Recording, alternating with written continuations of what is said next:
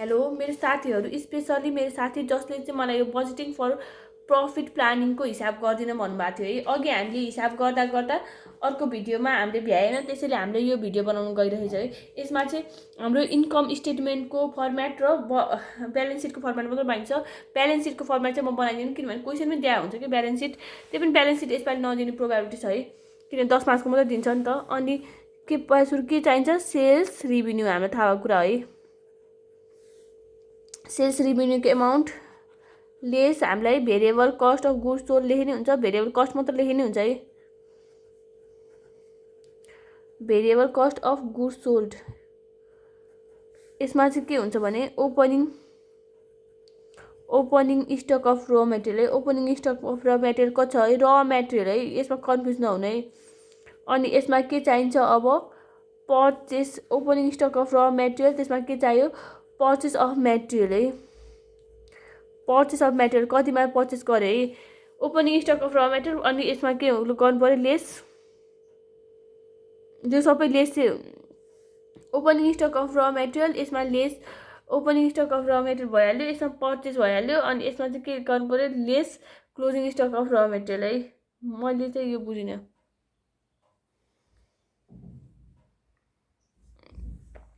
अनि closing stock of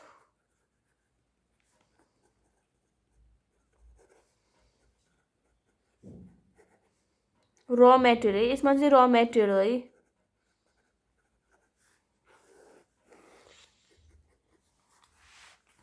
यसमा हल्का कन्फ्युज छु म, अहिले हिसाब गरेर सिकाइदिउँला है। सरले चाहिँ यहाँ दुइटा लेस लेखाउनु भएको रहेछ, किन सरले यहाँ दुइटा लेस गरेर लेख्नु भएको थियो, किनभने यो लेस हुन्छ यसमा होइन, यसमा लेस गर्ने ओपनिङ स्टक, यो लेस छुटे हो, यो लेस छुटे हो है। यसमा कन्फ्युज हुनु पर्दैन, यो लेस छुटे हो, यो लेस त्यसै छ, यसमै लेस गर्नुभएको भन्नुभएको थियो है सरले। यो लेस छुटे हो अनि यो लेस छुटे हो, यसमा ओपनिङ स्टक प्लस पर्चेस अनि माइनस लेस गर्ने है। अनि यसमा के आउँछ, मेटेरियल कन्ज्युम्ड अथवा डाइरेक्ट मेटेरियल आउँछ है।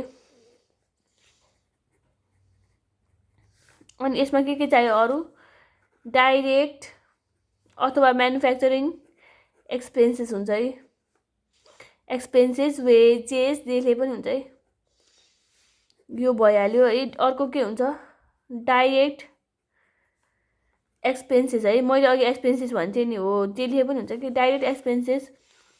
अनि यहाँ के छ, भेरिएबल म्यानुफ्याक्चरिङ एक्सपेन्सेस है। यो सबै के लेख्यो, यहाँ आयो है। अब यो सबै जोडेर के हुन्छ त, भेरिएबल कस्ट अफ प्रोडक्सन है, प्रोडक्सन एट द रुपिस, यो जोडेर आइहाल्छ है। यो यसको रेट जोडेर यहाँ एट द रुपिस आइहाल्छ। अब के चाहियो त, add opening stock, opening stock of finish good आउँछ है, यसमा चाहिँ फिनिस गुड हुन्छ है। अनि लेस के हुन्छ त, closing stock of finish goods है। यहाँ एमाउन्ट हुन्छ, यहाँ नि एमाउन्ट हुन्छ, यसमा चाहिँ के हुन्छ, variable cost of goods sold. अनि यसमा एड के गर्नु पर्यो, नन म्यानुफ्याक्चरिङ भेरिएबल कस्ट है। यो non manufacturing variable cost add गरेपछि के भयो त, भेरिएबल कस्ट अफ गुड्स यहाँ क्यालकुलेसन गरेर आउँछ नि, त्यसमा non manufacturing variable cost add गरेपछि के भयो, कन्ट्रिब्युसन मार्जिन है, कन्ट्रिब्युसन मार्जिन आउँछ। त्यसपछि हामीलाई के माइनस गर्नुपर्छ थाहा भएको कुरा होला, फिक्स्ड कस्ट त एक्सपेन्सेस त हुन्छ नि त माइनस गर्नलाई होइन। लेस यति गरेपछि के बाँकी भयो, लेस फिक्स्ड कस्ट,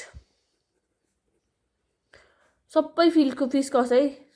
जुन फिक्स्ड कस्ट हुन्छ नि, हाम्रो सेलिङको हुन्छ कि एडमिनिस्ट्रेटिभको हुन्छ कि, त्यो सबै फिक्स्ड कस्ट गरेर के हुन्छ, यहाँ माइनस गर्ने, सेलिङ, एडमिनिस्ट्रेटिभ अथवा म्यानुफ्याक्चरिङ होइन, सबै अल।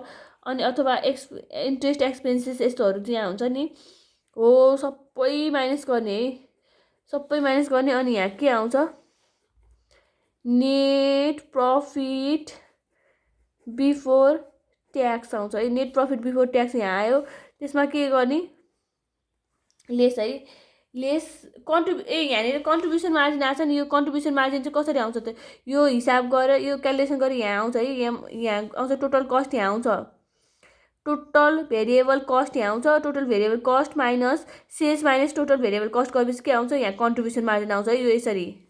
फेरि यहाँ कन्फ्युज नहुनु, तपाईँले अस्ति भर्खर भेरिएबल र एडजस्टसँग पढ्नु भएको छ, त्यति पनि कन्फ्युज हुनुभयो भने त के त्यो गरेर क्यालकुलेसन राम्रोसँग पढ्नु भएको छ। लेस डिभिडेन्ड गऱ्यो भने के आउँछ, डिभिडेन्ड अथवा प्रोभिजन है, प्रोभिजन दियो भने के आउँछ, यो माइनस गऱ्यो भने के आउँछ, यो त यहाँ सबै यहाँनिर हो नि त, यो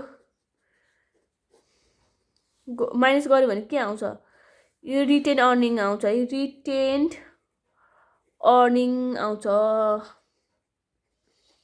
अब हिसाब गरौँ बुटुङ टुङ टुङ पारेर है, अर्थ त्यही हो, सजिलो छ बजेट।